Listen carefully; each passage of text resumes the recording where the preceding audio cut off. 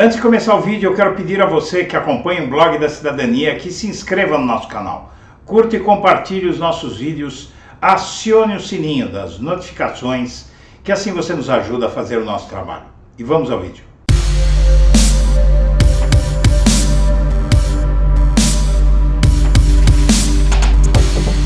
Boa tarde, senhoras e senhores. Está começando o Blog da Cidadania ao meio-dia em versão gravada. Senhoras e senhores, o país mergulhou no caos e na violência.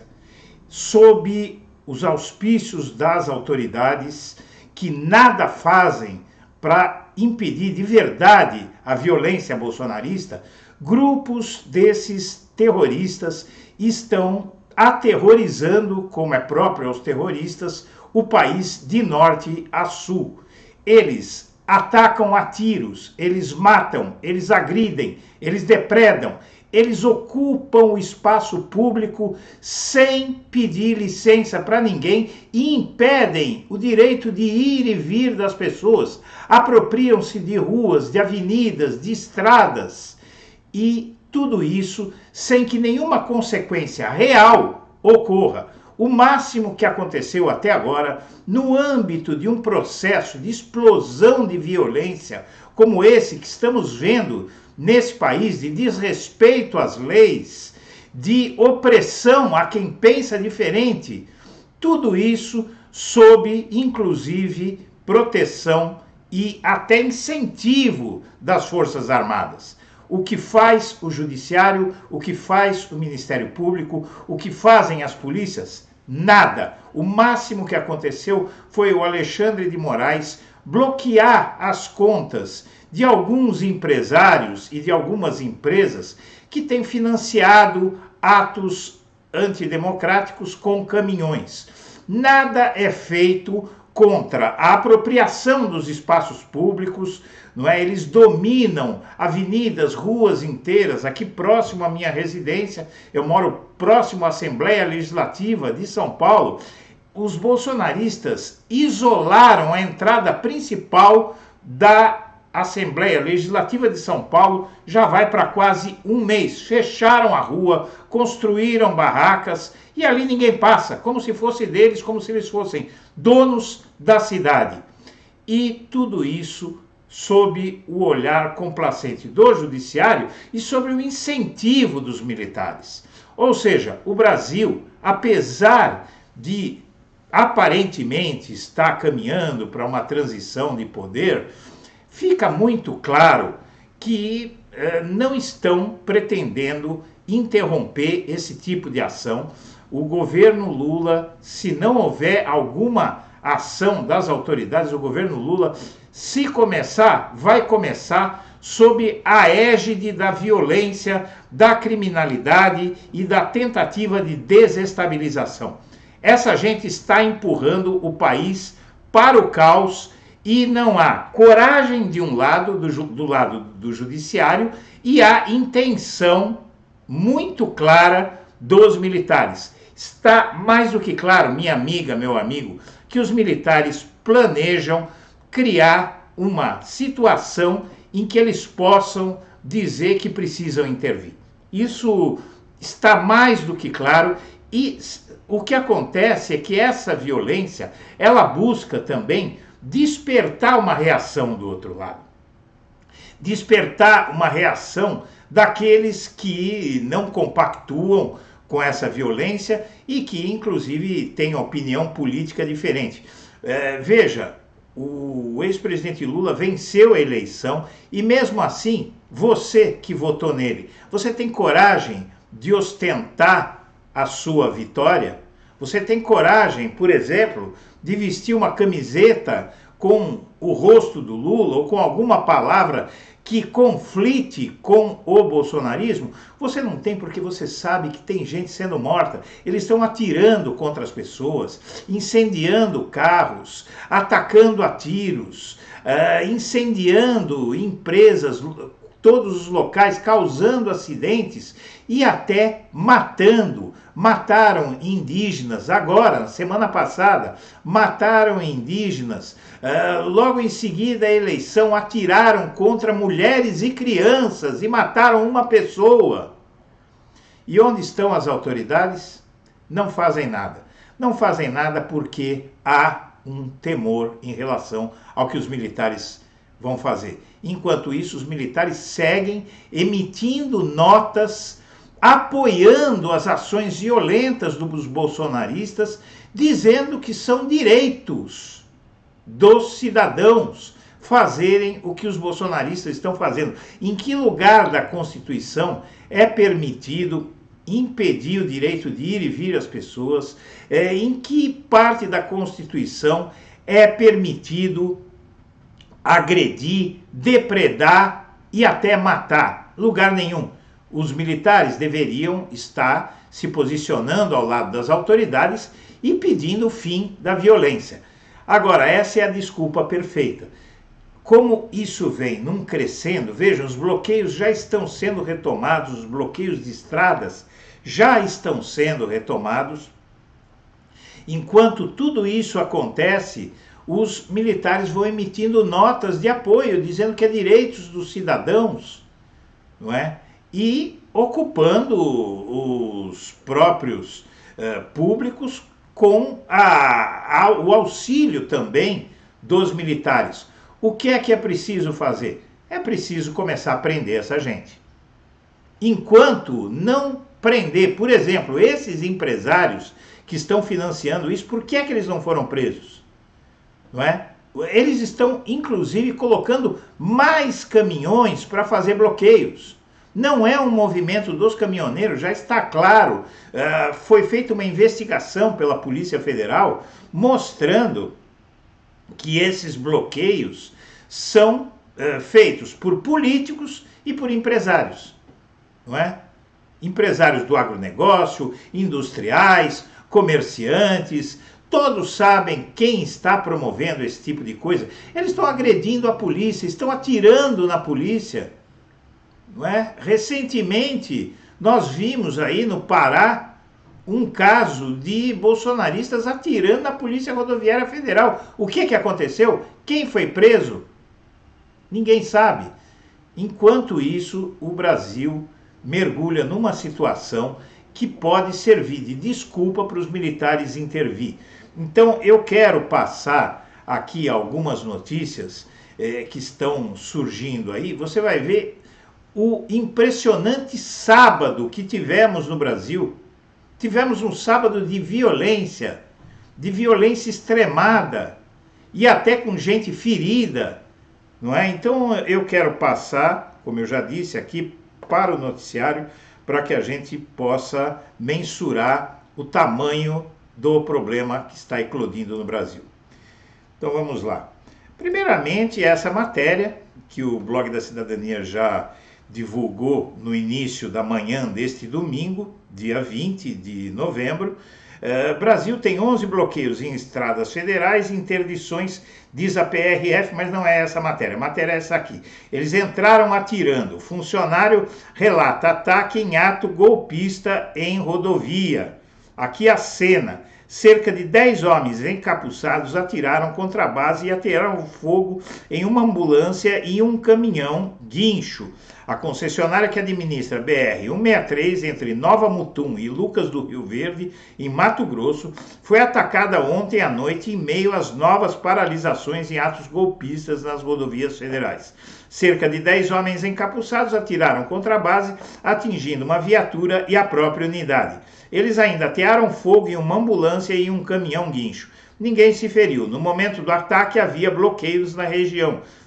A Polícia Rodoviária Federal vê relação entre o ataque e as paralisações dos bolsonaristas. O caso está sendo investigado. As cancelas do pedágio foram quebradas e os funcionários fugiram do local. Evacuada, a praça de pedágio da cidade de Sorriso está sem cobrança. Ao mesmo tempo, 3 jovens, tudo isso ontem, tá? 3 jovens ficaram feridos após a van bater em bloqueio bolsonarista. Tá aqui, eles fazem bloqueios, não tem sinalização, estrada escura, um acidente aí que feriu 3 jovens na madrugada desse sábado após a van que eles estavam bater em uma barreira de terra feita por bolsonaristas na rodovia BR-153 em União da Vitória, no Paraná. Paraná, Santa Catarina, Mato Grosso do Sul, são as regiões onde a violência bolsonarista está mais ousada. Segundo a imprensa local, um grupo de pessoas viajava de Palmas, no Paraná, com destino ao Parque Beto Carreiro World, no município de Penha, Santa Catarina, e o motorista não viu um veículo que vinha na direção contrária e teria batido no barranco de terra. A PRF divulgou um balanço na tarde deste sábado que mostra a existência de 9 bloqueios até ontem em todo o Brasil. Isso já cresceu hoje, sendo um deles em União da Vitória. Os demais fluxos totalmente interrompidos estão Sapezais, Sinop, Campo Novo do Parecis e Três Sorrisos. E manifestantes bolsonaristas, isso tudo, pessoal, ainda ontem, incendeiam carro ao parar a rodovia no Mato Grosso do Sul. Ontem, tudo isso aconteceu ontem, que eu li até agora, tá? Então, vamos mais adiante. Bolsonarista mata 1 e fere 4 em comemoração da vitória de Lula em BH. Pedro Henrique Dias Soares, de 28 anos, foi assassinado em garagem de sua casa. O suspeito atirou também contra 3 mulheres e uma criança de 12 anos. Mais um bolsonarista mata um petista em meio à violência. Já foram vários petistas, vários crimes. E é tudo a reação, minha amiga, meu amigo, a reação das autoridades é localizada. É aquele que fez, vai preso e não há uma investigação mais ampla de onde vem isso, porque se acontece em toda parte, é porque há um comando central disso, não é? O suspeito de 36 anos também atirou em outras 4 pessoas que comemoravam a eleição de Lula à presidência. 3 mulheres e uma criança de 12 anos. A defesa do assassino alegou surto psicótico, como todos os que estão matando. Eles matam, os bolsonaristas matam e depois dizem que são loucos, não é? O autor dos disparos foi preso em flagrante. Na sequência, o assassino, em depoimento aos agentes, ele disse que atirou aleatoriamente ao sair de casa. As primeiras vítimas foram 2 das 3 mulheres. Ambas foram atingidas de raspão. Na sequência, o assassino viu a garagem que Pedro e familiares comemoravam a vitória de Lula e a mãe dele e uma prima abriram o portão para sair para a rua. Nesse momento, o sujeito atirou. Os 3 foram encaminhados ao Hospital Pronto-Socorro João 23. Não é só apelos a bloqueios, xenofobia contra nordestinos, clima de violência, redes bolsonaristas reagiram assim com violência extremada à vitória de Lula. E os bolsonaristas dobram a aposta no terrorismo. Isso ocorreu há uma semana. Bolsonaristas dobram a aposta no terrorismo, matam indígena e atacam bispo no centro do MST e ministros do STF. Bolsonaristas foram derrotados nas eleições, mas uma minoria movida pela intolerância, preconceito e ódio de classe, de raça e gênero não aceitou o resultado da democracia e está querendo impor um terceiro turno, alerta a direção do MST. Mais violência. Jornalista é espancada por terroristas bolsonaristas em Curitiba. Vejam só a foto da moça agredida. E o Brasil, nesse momento, tem 11 bloqueios em estradas federais e 27 interdições, diz a Polícia Rodoviária Federal. O Brasil tem 11 bloqueios em estradas federais, segundo o boletim divulgado pela Polícia Rodoviária Federal às 8h09 de hoje. As ocorrências atingem 3 estados, Mato Grosso, com 9 ocorrências, Santa Catarina e Pará, ambos com uma ocorrência a cada. De acordo com a corporação, há também 27 registros de interdições quando o trânsito nas rodovias fica parcialmente interditado. A Polícia Rodoviária Federal ainda informou que já desfez 1.207 manifestações. 1.207, meus amigos. Tudo isso orquestrado por empresários que estão colocando frotas de caminhão. E aí o que faz o Judiciário? O STF bloqueia contas. Não adianta bloquear contas desses empresários, porque grande parte deles tem dinheiro no exterior, tem dinheiro nas contas de terceiros. Isso não faz nada, não faz nem cócega neles. Tem que prender os donos dessas empresas. Empresa que está fazendo isso, olha, caminhão da empresa tal, fechou a rodovia, dono vai preso. Vai ficar em prisão temporária ou até preventiva, dependendo do caso, até que as coisas se resolvam. Quando você prender uma quantidade suficiente, porque às vezes um empresário como esse, há vários casos aí que um empresário como esse põe 100 caminhões na rua, não é? Então as prisões têm que ocorrer rapidamente, porque eles vão arrumar alguma desculpa para não permitir a transição democrática se continuar desse jeito.